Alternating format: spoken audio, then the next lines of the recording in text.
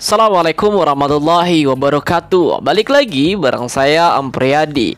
Di video kali ini kita akan kembali membahas terkait tentang program Keluarga Harapan atau yang dikenal dengan PKH. Di video kali ini kita akan menginformasikan kepada teman-teman terkait alur mendapatkan bantuan program ini. Seperti apa? Langsung saja kita ke pembahasan. Nah, perlu teman-teman ketahui bahwa program PKH ini merupakan program dari pemerintah, khususnya dari Kementerian Sosial yang bertujuan untuk membantu keluarga miskin. Akan tapi program ini pada saat ini emang lebih difokuskan kepada rekan-rekan kita yang terkena dampak dari pandemi ini. Bantuan dalam bentuk bantuan sosial tunai atau BST dalam bentuk uang, teman-teman. Nah, untuk besarannya sendiri yaitu ada yang 600.000, 500.000, dan ada juga yang 200.000. Pertanyaannya, kok beda ya? Nah, nanti kita akan bahas ya, teman-teman. Kemudian perlu teman-teman ketahui juga, program ini memang ada 3 fokus dari program ini. Yang pertama itu tentang kesehatan, pendidikan, dan kesejahteraan sosial. Ada 3 fokus ya.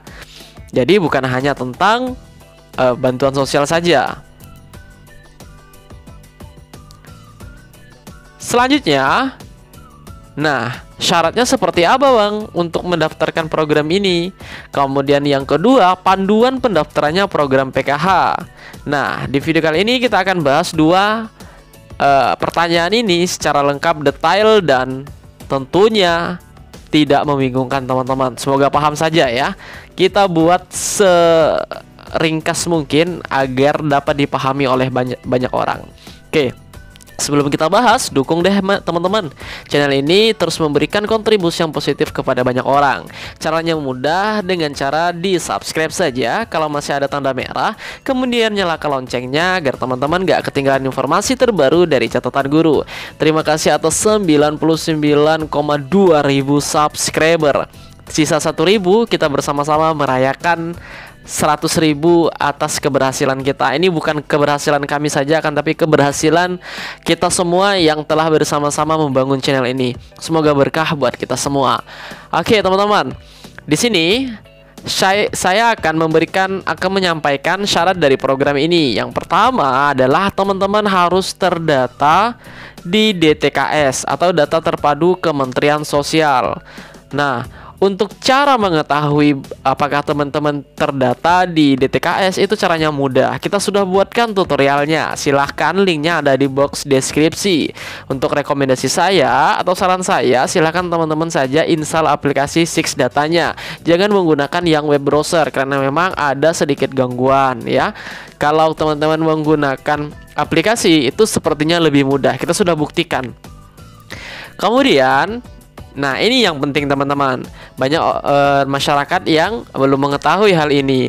Panduan pendaftaran program PKH. Kita buatkan detailnya ya, kita buatkan kerangkanya, alurnya agar mudah dipahami oleh masyarakat. Yang pertama adalah memang data penerima PKH ini itu memang yang menentukan adalah pusat atau Kementerian Sosial, bukan dari pemerintahan daerah maupun bukan juga dari RT RW kepala desa, bukan ya, tapi ditentukan oleh pusat dalam hal ini yaitu Kementerian Sosial. Selanjutnya, data dari pusat yaitu para penerima PKH ini dilanjutkan atau disampaikan kepada dinas sosial yang ada di kabupaten atau kota. Nah, dari data ini dari daerah kabupaten atau kota, maka data tersebut selanjutnya disampaikan kepada pendamping PKH, teman-teman. Nah, untuk pendamping PKH sendiri, ini memang orang-orang yang sudah terpilih karena diseleksi ya. Untuk proses seleksinya itu juga bertahap seperti itu, sehingga memang pendamping PKH ini yang menentukan dan membantu sekali dalam proses untuk teman-teman mendapatkan program PKH ini ya.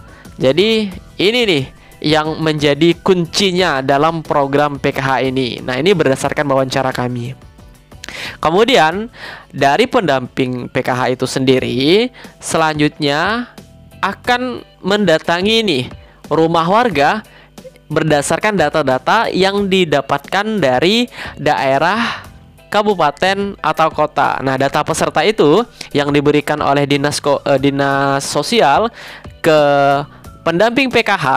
Kemudian selanjutnya pendamping PKH inilah yang mendatangi rumah-rumah berdasarkan data yang diberikan tersebut. Semoga paham ya. Nah, jadi di selama kunjungan ke rumah ya tentu ada sedikit wawancara, kemudian melihat apakah benar si peserta ini berhak untuk menerima program PKH ini ya, karena teman-teman banyak juga rekan kita yang memang terdata di DTKS, akan tapi memang ketika disurvei itu ia tidak selayaknya mendapat seperti itu ya teman-teman. Kemudian yaitu dilakukan wawancara untuk membuktikan kebenaran datanya. Nah, setelah wawancara dilakukan, maka yang menjadi pemegang kendali itu adalah pendamping PKH lagi. Nah, maka dari itu kami katakan di awal bahwa pendamping PKH inilah kunci dari keberhasilan teman-teman mendapatkan program PKH ini. Nah, dari PKH itu, dari pendamping PKH melakukan verifikasi data melalui PKH ya. Jadi data yang sudah didapatkan kemudian dari hasil wawancara tadi, karena pada saat wawancara ini si pendamping PKH berhak memutuskan apakah rekan-rekan semua berhak menerima bantuan ini atau tidak berhak menerima bantuan ini. Semuanya yang punya kendali adalah pendamping PKH. Nah, setelah data yang diterima oleh pendamping PKH berdasarkan wawancara tadi, selanjutnya yang dirasa itu berhak, maka data tersebut diinput melalui PKH.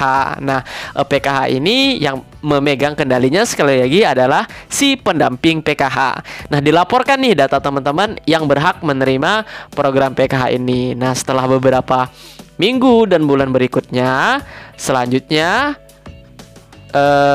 maka diumumkan peserta yang menjadi bagian dari program PKH ini. Siapa yang melakukan pemanggilan? Yang melakukan pemanggilan dan pendampingan adalah pendamping PKH lagi ya teman-teman ya. Nanti kalian akan dibuatkan grup WhatsApp atau juga biasanya langsung didatangi di rumah peserta seperti itu. Nah, dari sini barulah teman-teman uang untuk program PKH ini dapat dicairkan.